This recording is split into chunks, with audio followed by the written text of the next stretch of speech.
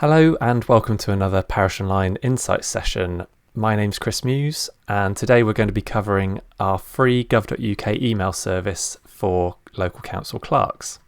Now the agenda today will be going through a bit of an introduction to Parish Online, statistics on how the gov.uk domain has been progressing for the last few years in local councils, Assertion 10 and its implications, and we're going to introduce our free email offer. And then we've got a bit of a Q&A at the end. Now, this was a live session and it went a bit wrong because my computer went pop and it dragged on a bit. So I'm actually re-recording this one. So it'll be a bit more concise, let's hope. And we'll be able to cover a lot of the things that we wanted to show at the end as well, again, before my computer went pop. So, just to introduce Parish Online a little bit. So we started with our mapping product back in 2008, and that was when myself and my colleagues were working within another company. We then spun off in 2016 to become an independent company, and then in 2023 we converted that to a not-for-profit community interest company. So we now run as a not-for-profit social enterprise with our sector being local councils. And our main reason for existence is to give you access to technology, tools, software, so that you can do your job better and more efficiently, and to empower you as a local council. So many of you will be aware of our mapping software. That's been around, like I said, for a good 15, 16 years now. And it helps local councils manage their assets, do their neighbourhood plans, and just generally browse a lot of definitive data that's in the software, so flood zones and that kind of thing. We're not going to go into that today. That'll be for another session. But just to make you aware, that's where it all began. Then a few years ago, we started to provide a website service. So we built a website template and system around the government design system.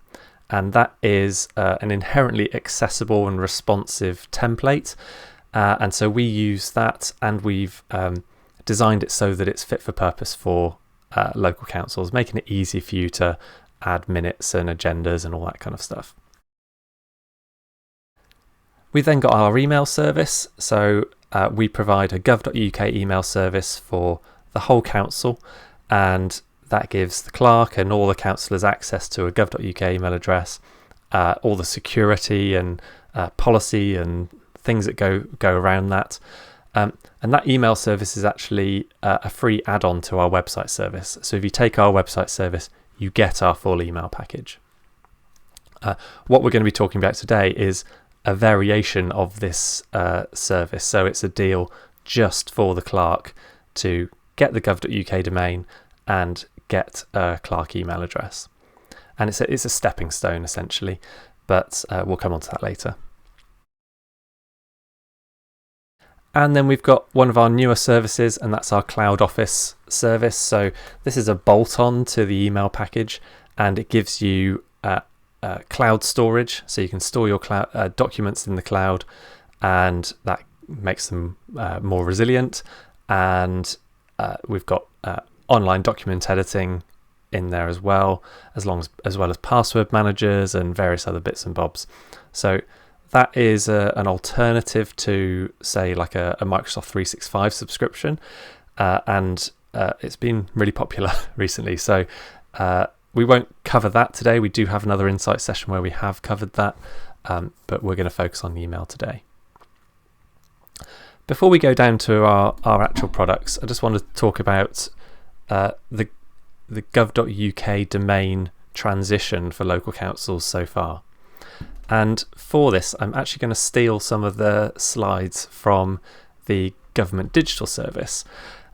We are a gov.uk domain registrar, which means that we can register gov.uk domains for you. And so we're on regular calls with them, and they provide statistics on how the transition's going. And there's some statistics here that show that for a good many years there were not very many registrations for gov.uk, so it trundled along, and there was a bit of engagement in it, but it wasn't really taking hold. Things started to change when the practitioner's guide started to recommend using gov.uk, and then I don't know if any of you can remember the CDDO.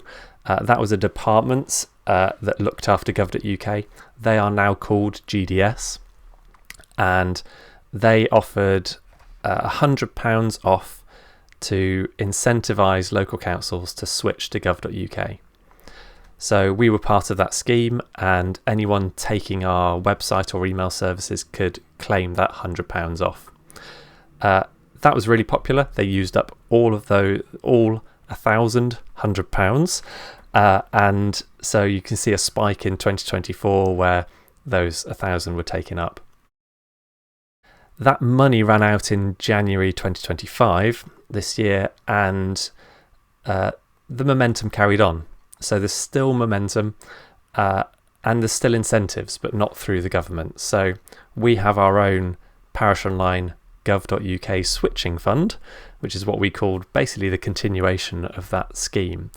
And that means that anyone signing up to our website or email packages will get £100 off in the first year. So that's just to help the local councils with their budgeting and make it less of a big leap from one year to the next. So that's great. We've seen a big progression in the number of sign-ups to gov.uk, the number of current parishes using it. But if you look at this graph, this shows out the total number of town and parish councils there are in the country, and in grey you've got what they would sort of deem as ones with no precept, so parish meetings. And you can see that about half have signed up to gov.uk now. So half have gov.uk domain names, which is great. And you can see that from that previous slide that 1,000 or so of those have been in the last 18 months or so. But there's still half to go. There are still half of the councils out there who have not switched to a gov.uk address. And so that is the challenge to suppliers like ourselves, and it's the challenge to you guys, and it's the challenge to the sector in general, the SLCC, NALC, the county associations, the SLCC branches. It's all our job now to see whether we can plug that gap and keep that progress going. Now, they also showed this slide, which shows the size of parish that was signing up to gov.uk.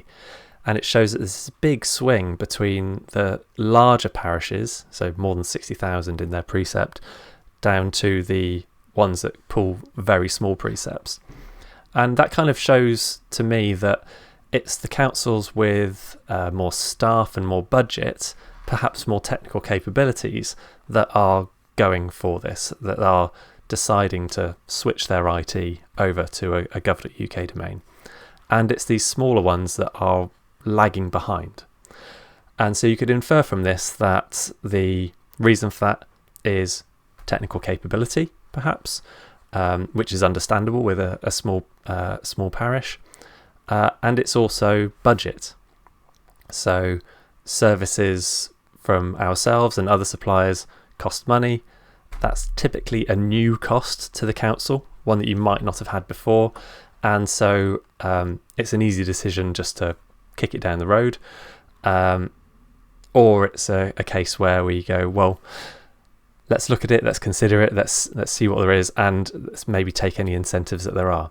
But those smaller parishes are the ones struggling.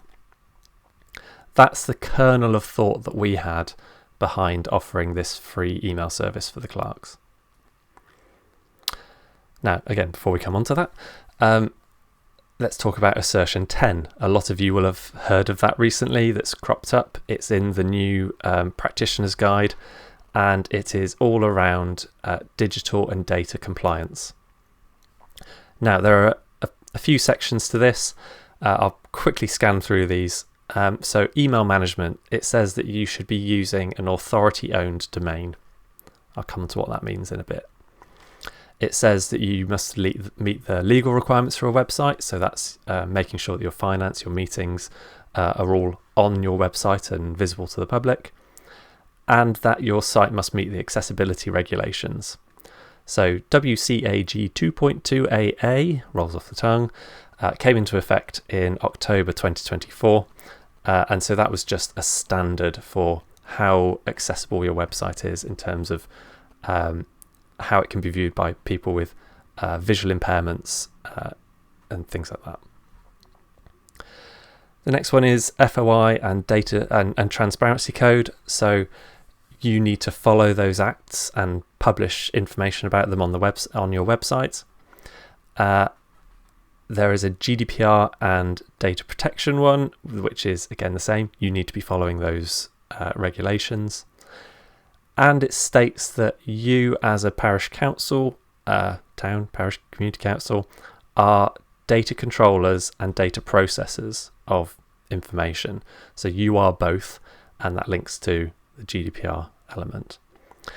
And then under IT policy, if you don't have one, it says get one in a nutshell.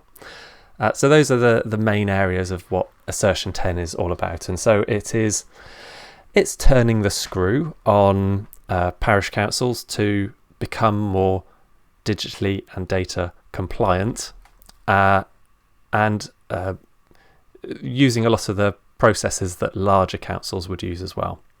So it's elevating the sector to think about these areas. Now, the one that we're going to cover today, and the one that we've got services that help with, ignoring our website service, we'll cover those few there. We're going to be looking at the email management side where it says authority-owned domain. So just tracking back to this slide here, where we showed that about half and half have and have not gov.uk domains. So you could infer from that half of these councils are not Assertion 10 compliant at the moment. Well, that's not strictly true, because there will be councils in this red band here who are not on a gov.uk domain, but they might be on an org.uk or a co.uk or a .com. Those are authority-owned domains if they are something like exampleparishcouncil.co.uk. That is authority-owned, i.e. it's a domain name that you own and have registered.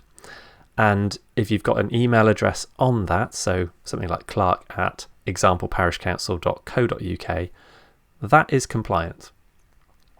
Now, it's not best practice. The best practice is to use gov.uk, but it is compliant. So I just wanted to take a bit of the heat out of the panic around Assertion 10, because a lot of councils will be looking at this going, oh, we need to change to a gov.uk. That's not exactly what it's saying. It's saying it's recommended and best practice, but it's not saying that's exactly what you must do. Now that I've said that, we as a supplier only provide you with gov.uk domains. We don't do anything else. So if you are interested in using our services for website and email, they must sit on a gov.uk domain name. So let's delve into the actual wording of Assertion 10 for that particular element. So it says every authority must have a generic email account hosted on an authority-owned domain. Right, generic email account could mean clerk at. It's a role-based email rather than a name or a person. And on an authority-owned domain, so we just covered that, so they're given two examples here, a gov.uk or an org.uk. And the important bit here is after the @ you've got your parish council's domain name. So this can't be gmail.com, it can't be yahoo.com, and it can't be, let's give Dorset as an example. So Dorset ran a gov.uk domain name email service. That was their domain name, not your domain name. So there's a lot of councils now switching over from that service. So you got to use one of those rather than abcparishclerk@gmail.com or abcparishclerk@outlook.com. any kind of consumer-based email address service can't be used. So that would not be compliant with Assertion 10. Now we know that is a very heavily used system, Gmail and Outlook, because they're free, and for smaller councils, it's free. It's a no-brainer. So this is not a witch hunt. This is just trying to improve this, going that these are not acceptable solutions anymore. And the reason being is you don't own the data that's sitting on that Gmail account. Even though it's your account, it's Google's. So these ones up here are good. These ones up here are bad. Down here are bad. So that's just to explain that wording in Assertion 10. Now, for the insight session that we ran, and now I'm re-recording now, I actually did a bit of a poll of the people who registered to that session. And from that, 64% of you had an authority-owned domain, and 36% of you didn't. So that kind of shows the breadth, that it's not just half and half. Okay, this was a small sample set of maybe 150 or so, but it showed that it was half and half. It was more than half of you were compliant with an authority-owned domain with Assertion 10 for that element of it. So yeah, that's good, but there's still 36% there that need to switch over. And then I drilled down again and had a look at what they're actually using. So you've got a good percentage there using a gov.uk already, and those coming to our insight session who already have a gov.uk domain, they might be looking at the services that sit underneath those gov.uk domains. So you can have a website and an email service on them, but you might be looking to change those services. So that's something we can do as well. So if you are already on a gov.uk domain, we're not excluding you from any of the services that you can that Parish Online provide. We can just transfer that domain over to our management system and attach our website and email services. But it's great that we had so many people who are essentially already converted and compliant there. But there was a lot of work to do here as well, because you can see that Gmail and Outlook free consumer email addresses are very prevalent at the moment. Now, there's a bit of bias in this data because the people joining this session were the ones who are interested in changing. So take it with a pinch of salt, but I just thought it'd be a bit interesting to pull out some of these results. And so you can see the ones in green are Assertion 10 compliant, the ones in orange are not. So why is this all important? Well, like I said, you don't own the data held in free platforms like Gmail or Outlook.com. They're free because you are the product. you're the thing that they're interested in analysing. So you need to be out of those systems as a tier of government. You should be using an authority-owned domain. And an equivalent to this is if you emailed the higher tier district or local authority where you are, and the planning officer replied with Dave the Best at gmail.com, you would be concerned about the validity of that email and why Dave is using a Gmail account when he works for the council. Well, that's what's happening at town and parish council level a lot. When we do outward communication from the council to the public, how does that look? Does it look amateur, using a Gmail account, or does it look professional and authoritative? And the latter is what we're aiming for with all of these services, because we as a supplier want parishes to succeed and do better and do more things and be a larger part of the community. So we want them to come across as authoritative and professional. There's also security elements to this as well. So anyone can set up a Gmail account and pretend to be a parish council. So I could go and set up example parishcouncil@gmail.com and start merrily emailing residents. telling them about a planning application that I'm not happy about, or something like that. So it can be quite dangerous to have your main email address as a Gmail, because A, do the residents actually trust that you are the authority, and it's open to anyone pretending to be you. And then finally, we've seen this a lot, and completely understandable when you've got a council with a very small budget, is the clerk and all the councillors have all agreed that right, okay, we're all going to sign up for our own Gmail accounts. We're going to have it in the nice format. So we're going to have like clerk, example clerk at gmail.com, and we're going to have councillor Bob dot example parish at gmail.com, and we're all going to have that same format, and that will at least look a bit more formalized. And you're right, it does. I mean, it's still a Gmail account, but the problem there is on GDPR, freedom of information, data subject requests. The clerk has no right to ask for information from that councillor's Gmail account, because it is a personal email address. It's not owned by the council. So there's a big problem there, that you are unable to fulfill other duties from that Assertion 10, like FOIs and GDPR, because you have zero control over those other accounts. And it's even worse if you're just using your own personal one, dave.jones at gmail.com.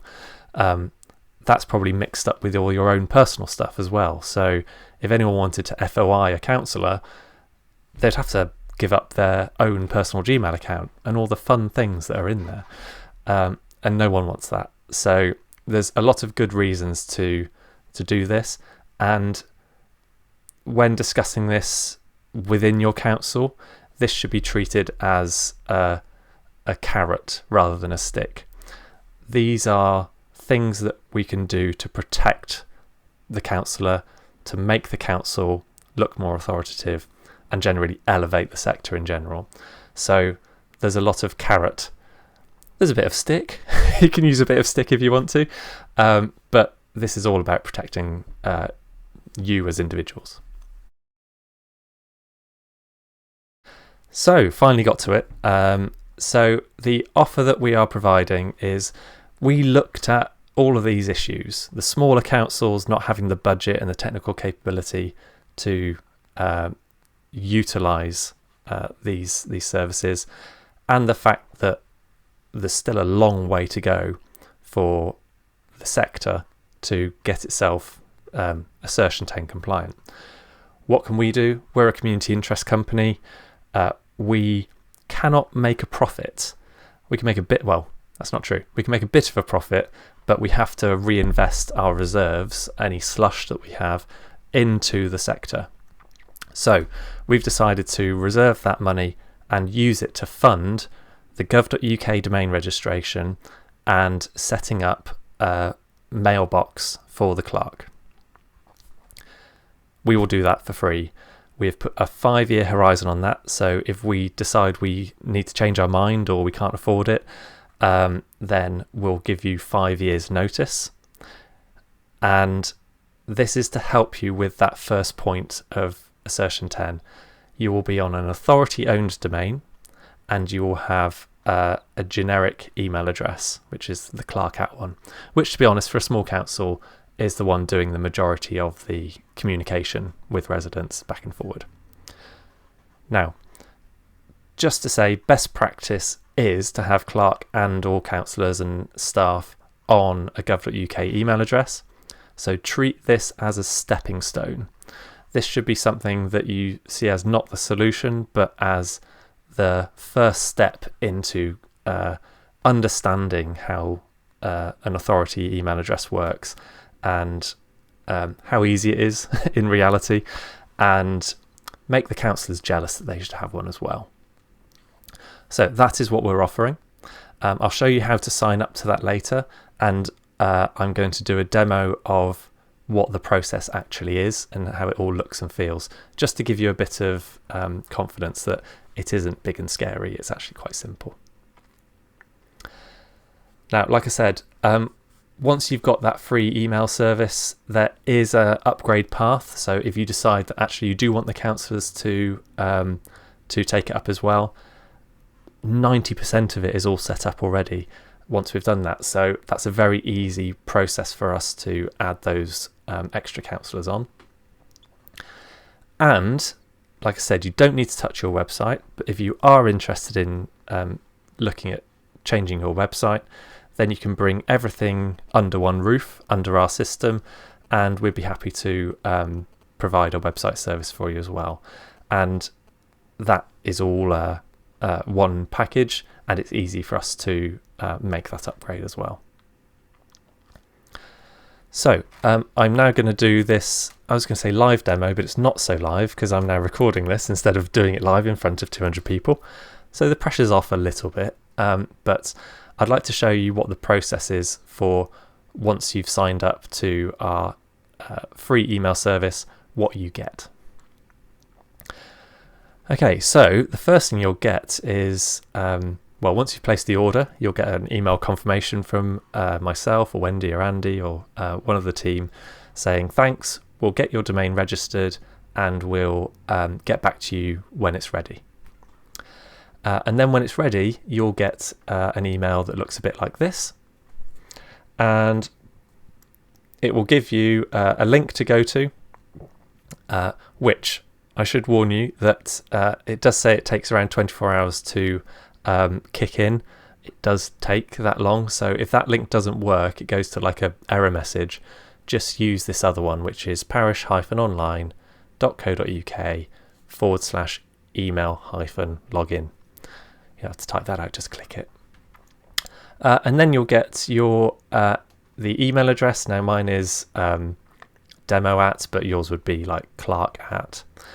And then you'll have your initial password. So we're sending you a password, plain text over email. That's a terrible idea. But the first time you log in, it will ask you to change it. Okay, so we've got a few little tips and things here, and then some apps to use, which if, again, I'm feeling brave, we'll show you how to use those. So I'm now going to flip over into one of my web browsers. Okay, and I'm going to go to that address that I said, which is parish-online. I've got it there already. That's lovely. There we go. And it'll take you to this login page. So I'm going to type in the email address, or paste it in from the email that I've been given, and click next. And then I'm going to paste in the password. And the first thing, if your browser asks you if you want to save that password, don't do that yet, because the first thing it said is set a new password. I don't want you using the password that we've sent you, because if anyone gets that email, then they can log into your account. So we don't want that. You're now going to set a new password. So let me do that. Now do jot that one down, because that is now your new password and we don't want you forgetting it. We can remotely reset passwords if you get stuck, but Okay, so we could save that now if we wanted to. Okay, so that password's now been changed, and it's now going to ask me to sign in again. It will automatically take me back to that login page after a few seconds. So now let's start the process all again. We're going to put our email address in again, and we're going to put our password in again. And click sign in. Now, the first thing it does is ask you to set up two-factor authentication. We would recommend setting up two-factor authentication for your account. What does that mean? It means that if you accidentally share your email address and your current active password to anyone else and it gets leaked, they can log in to your email address.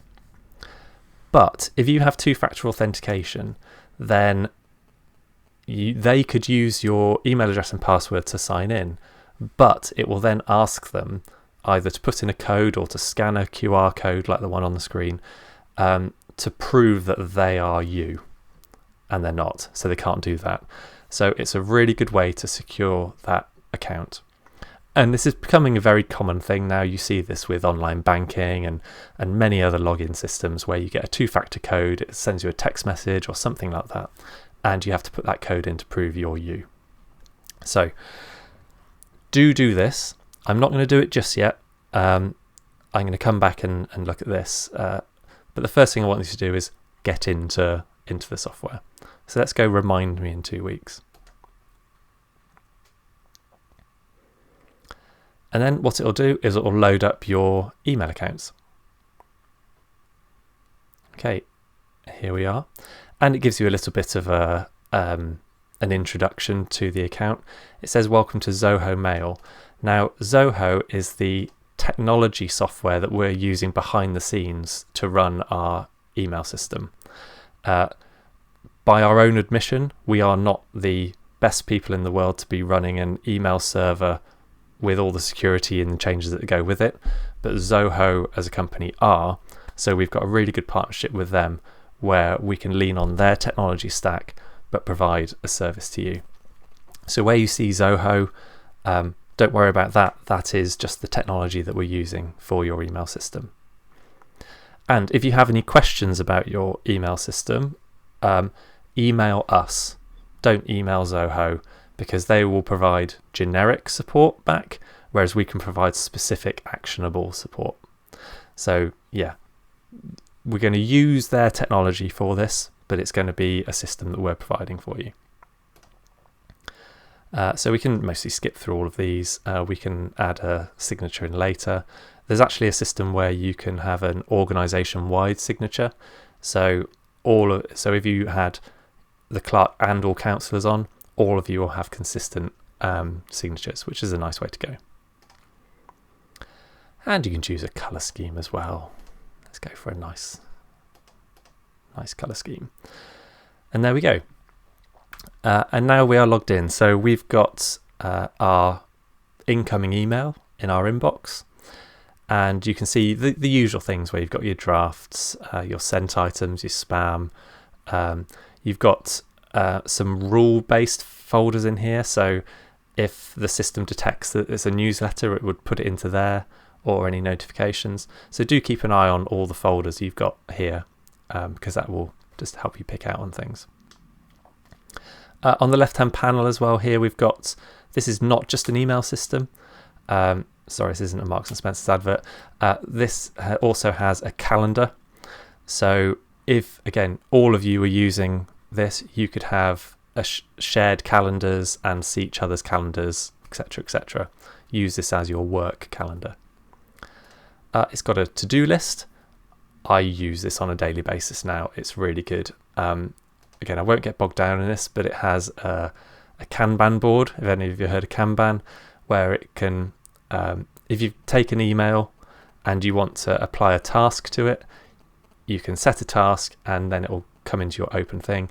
And then as you've done it, you can push it over into done, and it just keeps you nice and organized and on top of things. I really like that tool. You've got notes, you've got contacts as you would expect, and you can import a CSV file or emails from another system if you want to. So that is it in a nutshell. If we go to new mail, you'll see that it will become from your gov.uk email address. And for the keen-eyed among you, you'll spot that I'm using a bit of a fudge for my email address. It's not actually a gov.uk address. But from a demo point of view, I shouldn't be using gov.uk because I don't have the authority to use it. So I'm fudging this one. But yeah, you would go and send an email and off you go. Now, you as a clerk will have an admin console as well. So we won't go into that today, but there's an administration panel where you can look after your councillors' email addresses as new ones come and go, or reset the passwords, or set up shared mailboxes or distribution lists, or whatever you want to do. That's possible within this system. But at the moment, when you set it up with the free version, you'll just have your mailbox there. Okay, so there's a billion settings here. The one I'm just going to show you is this one here, settings. That is quite nice. Have a little scan through this just to see the things that are capable within this software. Right, so what I've logged into here is the webmail part of our mail system. If I close this down, emails may come in, but I'm not going to get any notifications about that, and it kind of becomes a bit of a black box unless you left this open all the time. You can set the webmail version to notify you. It'll put a little notification on your computer, but you want a bit more notification for that. So what we can do is we can utilize the desktop and mobile apps that come with the Zoho system and log into our accounts for that. So that's what I'm going to go and do now. So what I'm going to do here is actually open up my phone. So I've got my phone on me, but I've got the screen projected onto my computer. So just pretend that this is my phone. What I'm going to do is I'm going to add the mobile app. So I'm going to go to the, this is an Android device, so I'm going to go to Play Store, but the same would apply for an iPhone where you'd go to the App Store. I'm going to open that up and I'm going to search for Zoho Mail. And you can see it's the second one down here, so I'm just going to click Install. And then Open. And it's asking me to sign in. Don't sign in with Google. Sign in with the normal button there. And here I'm going to enter my email address and password again. So bear with me. Then put my password in. And then click sign in. Okay, and then that will load up my mailbox, and it's asking me if I want to get notifications for this. Yes, I do. And I'd have to allow that with the permissions of my phone. And there we go. So I've got the emails coming in here as well. And on the left-hand side, you can see I've got the folders in the same way they are on the web app. And if you're a clerk with multiple parish councils, you can actually add multiple accounts in here with the little add account thing here. This is really good. This gives you essentially a unified mailbox where if you get an email from any of your councils, it can show on the list here. And there you go. You can see there's a new sign in. Yes, that was me. And there you go. You've got the normal. I can go and reply to that if I wanted to. I'm not going to do that. And there we go. And there we have our email on my phone. Have I got the app for that there? Yeah, there it is. Let's put that back over on my home page.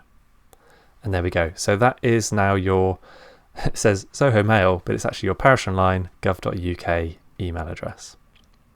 Okay, now the second thing I want to do is, now I'm accustomed with the email setup, I now want to set up two-factor authentication because I'm very security conscious. So what I'm going to do is I'm going to log into the webmail. I'm going to go to my profile and my account. And I've got a few options in here, and I've got multi-factor authentication. Now, there's quite a few ways you can do this. I would recommend the Zoho OneAuth app. I use it for multiple email accounts that I use, and it's really good. It's so convenient. So what we're going to do is use that. So I'm going to go set up now, and it's asking me to go to the login for that. Sorry, go to the App Store for it. So I'm going to go back onto my phone. I could scan that code. I'm not going to do that. So I'm just going to type in Zoho OneAuth. Now, Do make sure you've got the right one here. It will have the same icon, which you can see on the top. I'm just going to install that one. Okay, that's done, and I'm going to click open. Now, the OneAuth app is really cool because it will store my username and password and the multi-factor authentication, which means I don't have to remember all of my passwords, which is really nice. So let's follow the instructions. So it says sign in to OneAuth using your Zoho account. So I'm going to click on sign in. And again, I'm going to type in my email address and enter my password and click sign in.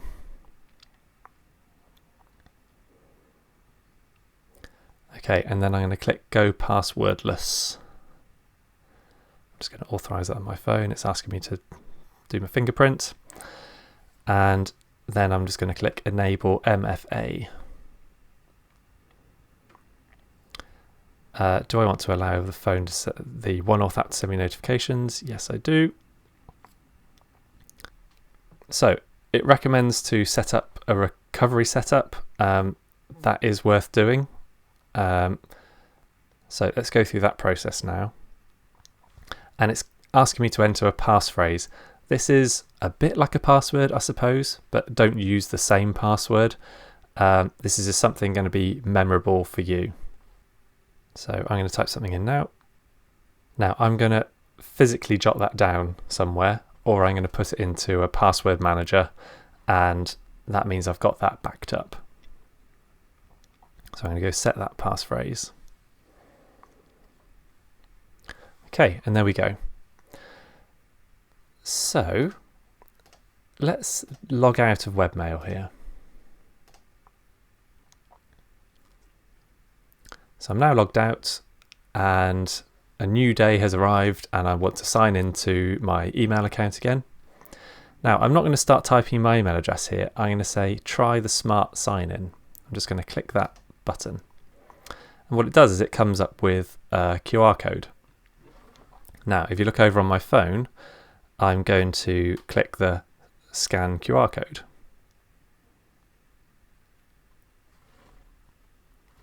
And I'm just going to hover over where that QR code is. I'm going to press my fingerprint on my phone to validate that I'm me. You might get something different. You might have to put in a pattern lock or a password, or it might be face unlock. But there we go. And we won't do this at this section, at this stage, but we should do this at some point. Continue to sign in. And I'm logged in. I didn't type my email address. I didn't type my password in. I just used my phone to log in. Now, if you're managing multiple Parish accounts, then this is gold dust because it gives you the ability to log in without managing lots and lots of different passwords.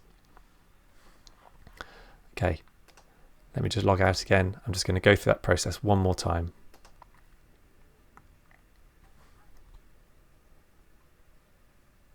So from the very beginning, I've got the OneAuth app here that I'm going to load up. I'm going to click on scan a QR code, and you'll notice it does it quite quickly. You can put it as close or as far away as you like, and eventually it works it out.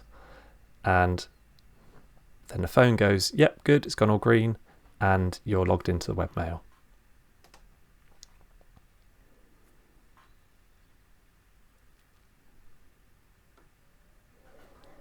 So that is the OneAuth app. I do recommend getting that because it's going to save you a lot of time and make your gov.uk email system much more secure. Okay, I'm going to put my phone away now and I'm going to go back to our slide deck. So we are now logged into our gov.uk email. I can send and receive as my Clark gov.uk email address. That's great. Now you've got some next steps that you can do. Now we've set up an email address and you've got a gov.uk address now, but you have your website is still on a .co.uk or something else. You can assign the domain to your website. We've got instructions for this on our knowledge base. I'm not going to go into it now, but it's essentially sharing some code between ourselves and your website provider. That means that your gov.uk domain can sit on your website and people can go to your gov.uk domain and it will go to your current website. You can copy over the email archive from your old mailbox. If this is an old, so we've got knowledge base articles for this, where you can suck up your old Gmail. It doesn't do contacts, but you can download and upload the contacts. It doesn't work for Outlook accounts at the moment, which is annoying. That's something we're working on, but it's a quirk of the Outlook security. Once you've done that, say you've got your old Gmail account, I then recommend setting up automatic forwarding to your new mailbox. So you do that in your Gmail settings, and it would then, anyone emailing that address would have it forwarded straight to your gov.uk address. And then you can reply from there, and then that means that people gradually get used to that new address. And then go and tell the world about it. So go and update your website contact details with that new address, tell all of your suppliers, and tell the local authority so they can update their records, tell your county association, go and get those details updated so you weed out the old address as quickly as possible. The worst thing you can have is where you've got a new email address, but you've also got the old one you've got to manage as well. So try and weed that one out as quickly as possible. And when you're pretty confident that you're not getting any new emails coming into it, go and shut it down. Close down the Google account, close down the Yahoo account, get it gone, because then you don't have that overhead and admin. And then finally, one thing that could be really helpful in this whole thing of getting the sector switched over to gov.uk is go and tell your peers, go and tell your neighbouring parish clerk about what you've done and how you've gone about it. Point them in the direction of our free email service. That would be really appreciated. It's not just about us, it's about getting the sector switched over in general. The people watching this video are almost the converted already. So you know that there's something that you need to do, you know what needs to be done, but there are a lot of parishes out there who are kind of in their own little world. They aren't aware that this is happening and aren't aware of the requirements going to be faced on them coming up soon. So go and talk to them, go and tell them, especially if they're smaller parishes, because we are up for helping them as well. And we'd love to keep this momentum going. A few little FAQs. In the original session we did, we had about an hour's worth of FAQs, but they were mostly around the website and cloud office provision and things like that. So we'll cut that out and we'll just pick a few. But if you have any questions, you can email our support mailbox. So one question is it really free? Something's free. Is it too good to be free? You know, what's going on? Well, yes, it is free. It's our commitment as a community interest company to provide that free mailbox and that gov.uk address. There are costs on our side for this. This is not a free service for us to offer. So we are being charged for your gov.uk domain, and we pay for the Zoho email accounts. So it isn't free for us, but it's something we are committed to offering for this sector. Now, we recommend the full package, where that is a paid subscription and we make a little bit of money off of that, and that's the best practice one, but we are willing to provide that free mailbox for the clerk to get you compliant before next April. Do I have to have a new website if I take this offer? No. So unless your website is horrendously terrible and it's not accessible and it's really hard to manage and it's really expensive, or you don't know how it's meant to be updated, then yes, go and have a look at our website service. But if you're happy with your website, no, you can keep your existing website. Or we can take the analogy of the gov.uk domain being a personalised number plate, if you like that sort of thing. Then you can take that new personalized number plate and attach it to your existing website/car, if you follow that analogy. So we can work with your current provider to attach that domain to your website. And how long does it take to get set up? Well, this is actually quite variable. So it depends not on us. From our side, we can get things turned around really quickly, but it's actually on the domain approval service by the Government Digital Service. So we've found that it can take anywhere between 2 and 30 days for that approval. And then once that approval comes through to us, then for us, it's not a very long amount of time. It's a few hours we can get it turned around in.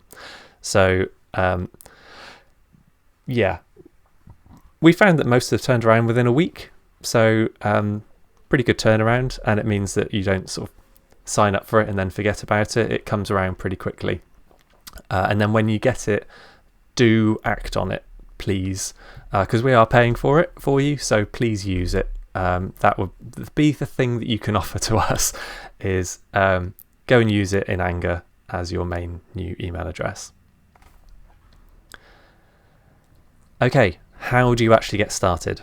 So this is easy. So to order it, go to www.parish-online.co.uk/email.